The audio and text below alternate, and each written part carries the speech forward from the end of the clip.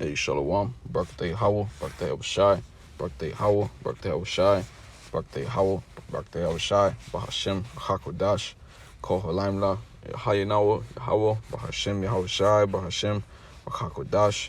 Double honors to the apostles, elders, a great millstone, to rule well, teach well. Peace and salutations, House of David, the elect. It's your brother Tawab Part tuning in from the Providence, Rhode Island camp.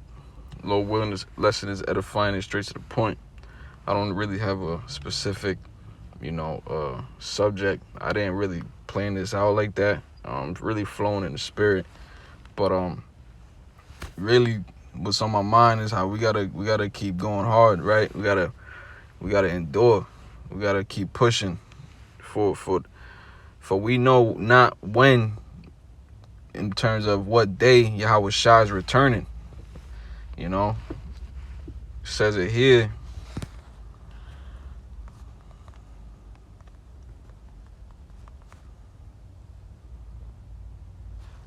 Says here in 1 Thessalonians chapter 5 and verse 2, for yourselves know perfectly that the day of the Lord so cometh as a thief in the night, and it's just like we don't know when he's gonna come, so that's why we gotta keep pushing and keep running the race. You know what I'm saying? There's let me see. Let me grab this real quick.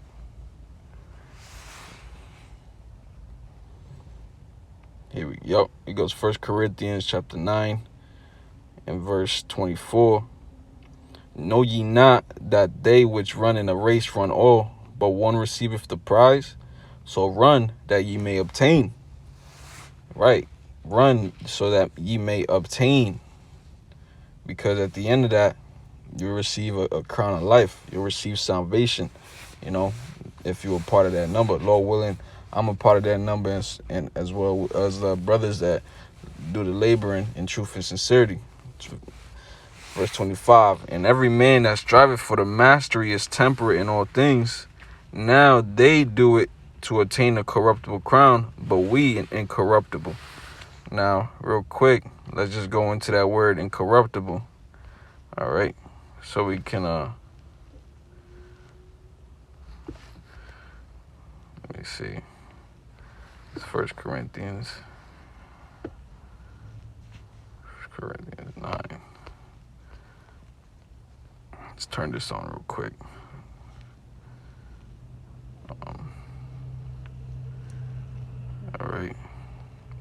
All right, it's the word incorruptible.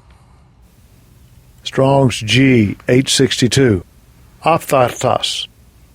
Aphthartos. All right, so it means uncorrupted, not liable to corruption or decay, imperishable, immortal, of the risen dead, right? So that's just it, because what's in the spirit can't be corrupted if it's of, righteousness, if it's of Yahweh Shem Yahushai. You take on the spirit of Yahweh Shem Yahushai. Let's turn that off.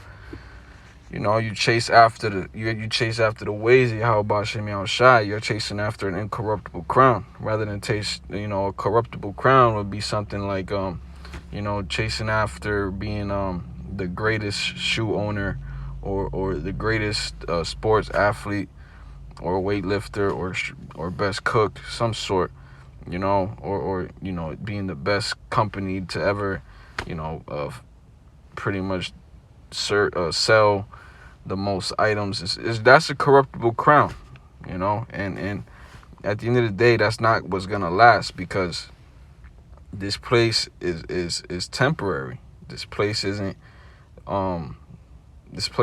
forever, right? The brother your call likes to say this place has an expiration date. So at the end of the day, there's no reason for you to store your goods here.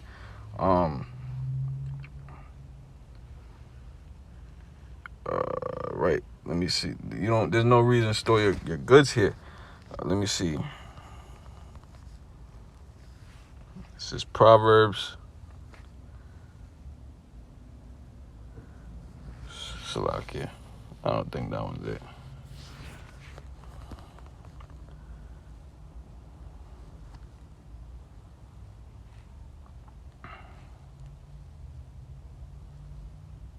Which is not for riches and they make themselves wings. They fly away the eagle twin. Yo, here it is right here. All right, this is Matthew 19, verse 23. Then said Yahushua unto his disciples, verily I say unto you that a rich man shall hardly enter into the kingdom of heaven. And again, I say unto you, it is easier for a camel to go through the eye of a needle than for a rich man to enter into the kingdom of heaven. You see, because at the end of the day, that's the riches of this world is not what's going to get you to the kingdom of heaven. You know, it's not what's going to get you that crown of life, you know. So that's just something that we ought to keep in mind when we out here doing whatever, when we stepping back into the matrix, not to get caught up in trying to be the best or the greatest at, you know, the things of this world, right?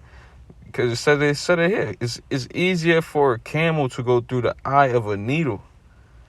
You know, because Yahushua really, let me see. Just give me a minute.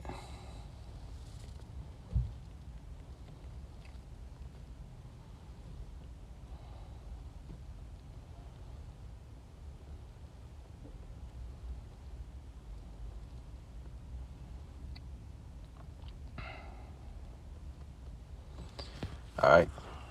This is Colossians chapter 3, verse 12.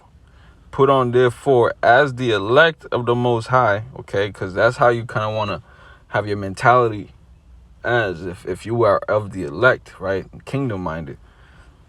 It says, put on, therefore, as the elect of the Most High, holy and beloved, bowels of mercies, kindness, humbleness of mind, meekness, long-suffering, forbearing one another and forgiving one another. If any man have a quarrel against any, even as Hamashiach forgave you, so also do ye. And above all these things put on charity, which is the bond of perfectness. And let the peace of the Most High rule in your hearts, to the which also ye are called in one body, and ye be thankful. Let the word of Hamashiach dwell in you richly in all wisdom, teaching and admonishing one another in psalms and hymns and spiritual songs, singing with grace in your hearts to the Lord. Whoo, I'm over here. Hey, that's beautiful. And I'm just rolling through the spirit. I didn't have anything written down, but fact is, this was what the spirit is bringing out is that we ought to have, you know, the mind as if we are the elect. We ought to be kingdom minded. We ought to change our ways, our statutes, as if, you know, we are Yahushua, right? Because Yahushua, he walked the earth without blemish. He came through being pretty much in the same bodies that we're in now, you know, and he was, you know, he was capable of putting off the flesh, putting off the things that, you know, we as these creatures, we are filthy and everything, cannot seem to just put off, you know. So at the end of the day, we ought to just take heed to this word, you know, and taking heed is seeking the Lord, right? Because it says, seek, Isaiah 55:6, seek ye the Lord while he may be found, call ye upon him while he is near. You see, because we don't know when this word is going to be pretty much casted out of this earth, okay? Because there's going to be a time where the famine of the word comes through. You see, and that's just it. Why we have to, that's why we have to be mindful of the fact that when the day of the Lord comes, you know, we will be rewarded according to our works. All right. This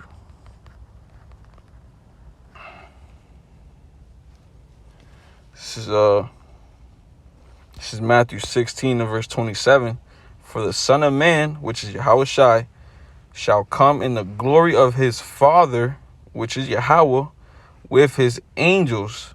Okay. And then he shall reward every man according to his works. So the Heavenly Father is gonna send his Son and the angels, okay, to set shit off out here, to fuck shit up. That's one reason why they coming out here. Okay? Because one reason why they're coming out here is to bring judgment. Before, let me see. Let's peace. This is Matthew 10:34. Think not that I come to send peace on earth. I came not to send peace, but a sword. Okay, and the sword is going into death and destruction. All right, it goes into an instrument of death and destruction. At the end of the day, that's one reason why Yahweh Shai is coming through, and he's only going, based off of the orders that was given to him by his father. All right, and then the other reason why he's coming, which is here in verse 28. And actually, before I go ahead and go into that one, it says it. For the Son of Man shall come in the glory of his Father with his angels, and then he shall reward every man according to his works. Okay? And that's why we got to continue to be on fire. That's why we got to keep our eyes single in this. That's why we got to keep pushing, keep thriving to be like our ultimate role model, which is Yahweh Shai. All right? We got great men of the Lord that we could also, use as an example. But the ultimate example is Yahweh Shai HaMashiach. All right? And you will be rewarded according to your works. Okay? And that goes for, the word reward. It could mean either good or bad. You receive a bad reward, or a good reward. You put in the work. You sacrifice the things in this world for Yahweh Shai's sake, for Yahweh Hashem Yahweh Shai's sake. There's a good chance you will be rewarded accordingly. Let me see, because at the end of the day, it says you're working out your own salvation. All right.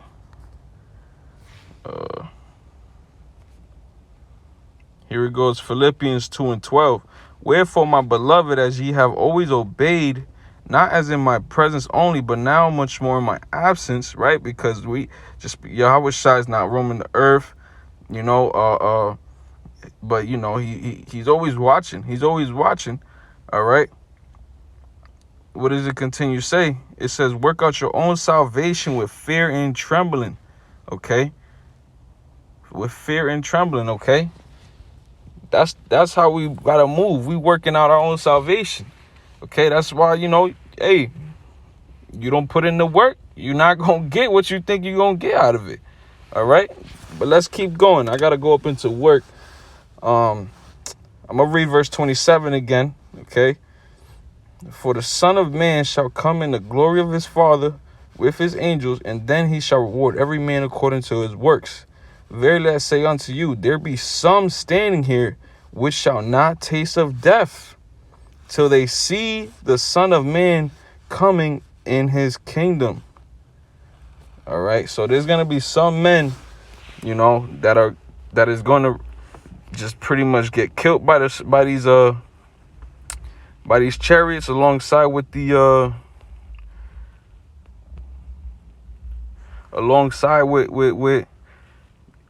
nuclear missiles.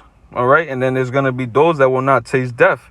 And these are the same that's going to have the names of Yahweh Hashem Yahweh Shai written on their forehead, as it says here, Revelations 14:1. And I looked, and lo, a lamb stood on the Mount Zion, and with him 144,000 having his father's name written in their forehead. All right. So, Lord willing, this lesson was edifying. Lord willing, was straight to the point. I want to give all honor, glory, praises to Yahweh, Bahashem, Yahweh Shai, Bahashem, Wakakodash, and double honor to the apostle. That was a great millstone. Peace salutations to you brothers or sisters tuning in.